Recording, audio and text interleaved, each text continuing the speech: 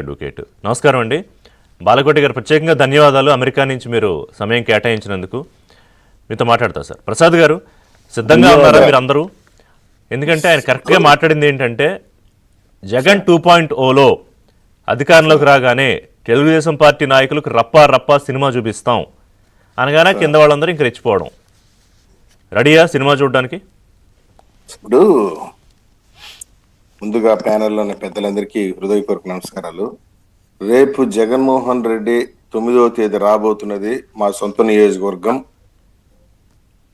మా పక్క మండలమైన బంగారపాలెం మండలానికి రైతుల్ని, మామిడి రైతులను పరామర్శించే పేరుతో వస్తున్నాడు. అవును, బంగారపాలెం అనేది చాలా చిన్న మండల హెడ్ క్వార్టర్స్, చిన్నది. కరెక్ట్ గా రోడ్ ఎంత ఉంటుంది తెలుసా సార్? 20 feet ఉంటుంది అంతే. అంతా కలిపితే కూడా ఒక 50 నుండి 100 షాపులు ఉంటాయి.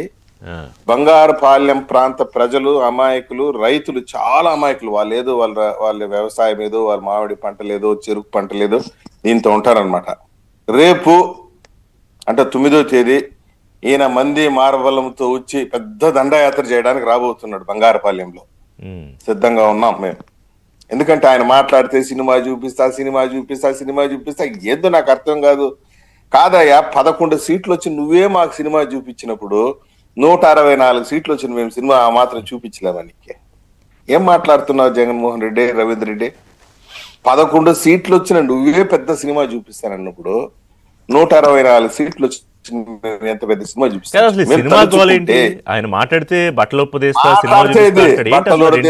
సినిమా చేస్తాను, రప్ప రప్ప చేస్తాను, పిసికేస్తాను, నలిపేస్తాను. ఇది ఏందో నాకు అర్థమే కాదు సార్ ఈయన లాంగ్వేజ్. నేను ఒకటే చెప్తున్నా, మేము అనుకుంటే జగన్మోహన్ రెడ్డి ఇంట్లో నుంచి బయటికి రాలేడు. మా నాయకుడు ఏదో ప్రజాస్వామ్యంగా పోతున్నాడు కాబట్టి జరిగిపోతా ఉంది.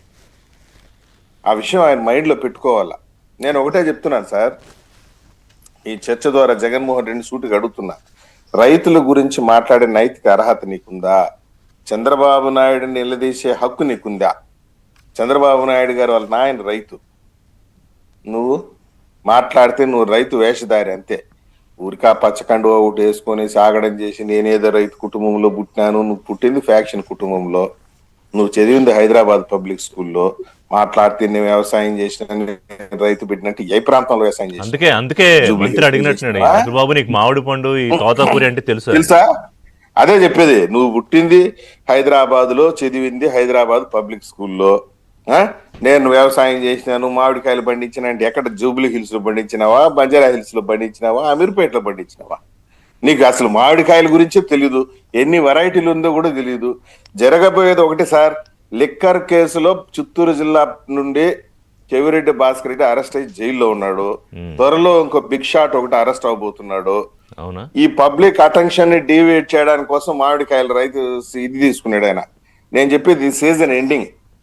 నీకు నిజంగా మామిడి రైతుల పైన ప్రేమ ఉంటే నువ్వు ముందు ఎప్పుడో జూన్ లోనో స్టార్టింగ్ లో వచ్చి రైతులకి మద్దతు ధర ఇవ్వండి అని అడగటంలో మేము ఎప్పుడు దాన్ని వ్యతిరేకించాం. ఇప్పటికే చంద్రబాబు నాయుడు మొన్న రివ్యూ పెట్టారు, రోజు రివ్యూలు చేసి 130 కోట్లు కావాలి లెటర్ కూడా రాశారు. సార్ రివ్యూ కాదు సార్, ప్రతి విఆర్ఓ, ప్రతి ఎంఆర్ఓ, ప్రతి ఆర్డీఓ ఫ్యాక్టరీల దగ్గరుండి టోకన్లు ఇచ్చే సిస్టమ్ ని మానిటర్ చేస్తున్నారు సార్. విఆర్ఓలు, ఎంఆర్ఓలు, సచివాలయం సిబ్బంది మొత్తం ఫ్యాక్టరీల దగ్గర ఉన్నారు. అసలు విషయం చెప్తాను చూడండి. చిత్తూరు జిల్లాలో మామిడి రైతుల పరిస్థితి ఈ విధంగా రావడానికి ముఖ్య కారణం పెద్దిరెడ్డి రామచంద్రరెడ్డి గారు కాదని చెప్పండి. ఆయన పిఎల్ఆర్ ఫుడ్స్ గతంలో ఉన్నప్పుడు ఆయనే మామిడికాయల యొక్క గుజ్జు ఫ్యాక్టరీలందరినీ సిండికేట్ చేసి అందరిని బెదిరించి నేను చెప్పింది రేటు, నేను ఇచ్చింది నోటు అన్నాడు ఆయన. నేను చెప్పింది రేటు, ఇచ్చింది నోటు, ఇదే రేటు కమ్మండి. గవర్నమెంట్ ఆ రోజు పక్కాగా చెప్పింది, కిలో తోతాపూరి 12 రూపాయలు ఇవ్వాల్సిందే, 15 రూపాయలు ఇవ్వాల్సిందే అని చెప్తే ఈయన 5 రూపాయలకు మించి ఎవరు ఇవ్వద్దండి, తీసుకోవద్దండి, ఫ్యాక్టరీలందరూ ఒక సిండికేట్ ఏర్పాటు చేసి. తర్వాత కాదు ఇప్పుడు ప్రసాద్ గారు, రైతులకు సరే రానివ్వండి, నేను ఇంతకు ముందే అన్నట్టు వచ్చి కామ్గా వెళ్ళిపోతాయి, కానీ 10,000 మంది ఎందుకండి? సరే నాకు ఒక డౌట్, పోలీసులు చెప్పారట 10,000 మంది వద్దండి, ఒక 5,000 లోపు. అసలు ఈ 1,000 మంది ఎందుకు అంటున్నా నాకు నిజంగా అర్థం కాదు. మీరు చెప్పండి, మీరు వెళ్ళారా? మీరు ప్రతిపక్షంలో ఉన్నప్పుడు చంద్రబాబు నాయుడు గారు, లోకేష్ గారు వేల మందిని వేసుకెళ్ళారు ఎక్కడికైనా? పరామర్శల పేరుతో ఎప్పుడు కూడా 1,000 మంది లేదు. బహిరంగ సభలు మేము పెట్టుకున్నాం, ఒక దూర ప్రాంతంలో మంచి మైదానం ఏర్పాటు చేసి పెట్టుకున్నాం. పరామర్శలకి ఏం సార్ డీజే సెట్లు వేసుకునేది, కాలకేయులు ముఠా దండయాత్ర పోయినప్పుడు కత్తులు ఎత్తుకునేది, రఫా రఫా అని ఎగిరేది, బ్యానర్లు ఎత్తుకునేది, సీఎం సీఎం అని ఎగిరేది, పులి పులి అనేది. ఏంది గోలంతా? బంగారుపాలెం చాలా ప్రశాంతమైనటువంటి ఊరు, మీకు తెలియదు. మొగిలీశ్వరుడి స్వామి యొక్క క్షేత్రం అది.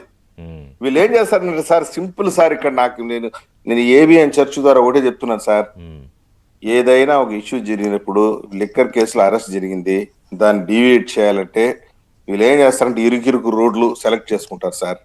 ఇంటికా నుండి ఒక 50-60 బండ్లు, సఫారీలు అయితే ఏమి, ఫార్చ్యూనర్ అయితే ఏమి తీసుకుంటారు. అవన్నీ కూడా ఖాళీగానే ఉంటాయి. చుట్టుపక్కల జిల్లాల్లో నుంచి కరెక్ట్ ఒక 3,000 మందిని రప్పిస్తారు. వైసీపీ కార్యకర్తలు ఉంటారు కదా, ఒక 3,000 మంది వాళ్ళు రప్పిస్తారు. రప్పించినప్పుడు జగన్మోహన్ రెడ్డి గారికి దగ్గరలో ఫ్రంట్ రోలో ఒక 100-200 మంది వైసీపీ కరుడు కట్టిన కార్యకర్తల్ని పెట్టుకుంటారు. సెకండ్ రోలో డబ్బిచ్చి తోలినోళ్ళు తెచ్చుకుంటారు. ఈ ఫస్ట్ రోలో ఉండే వాళ్ళకి ట్రైనింగ్ ఇస్తారు. అన్న మీద పై దూకాలరా మీరు, సీఎం సీఎం అని అరవాలా, సెల్ఫీలు గిల్ఫీలు అంతా చేయాలా అని చెప్పి ట్రైనింగ్ ఇచ్చేస్తారు. ఆయన రావడంతోనే ఆ 200 మంది ఓని కేకలేయటం, ఎగరటం, దుంకటం, సెల్ఫీలు పూనకాలు వస్తాయి వాళ్ళకి, పూనకాలు వచ్చేసినట్టు నటించటం. బాలకోటి గారు. తర్వాత నెక్స్ట్ డే సాక్షిలో ఏమేస్తుందంటే జన సముద్రం, జన కెరటం అని సాక్షిలు వేసుకోవటం, దాన్ని చూసుకొని మురిసిపోవటం. అదే జగనన్న వచ్చాడు, రాష్ట్రంలో జనం అంతా బయటకు వచ్చారని. జనమంతా వచ్చేసారు. మొత్తం కలిపితే కూడా 2,000 మంది ఉంటారు సార్. సైట్ బాలకోటి గారు, సార్ ఇప్పుడు జగన్ ఆయన పరామర్శలకి ఏమి ప్రభుత్వం అభ్యంతరం చెప్పలేదు. ఇంకా చాలా బాబు 10,000 మంది కాదయ్యా, ఒక 5,000 మంది తెచ్చుకోండి అని కూడా పోలీసులు కాసేది బతిమలు చెప్పారు.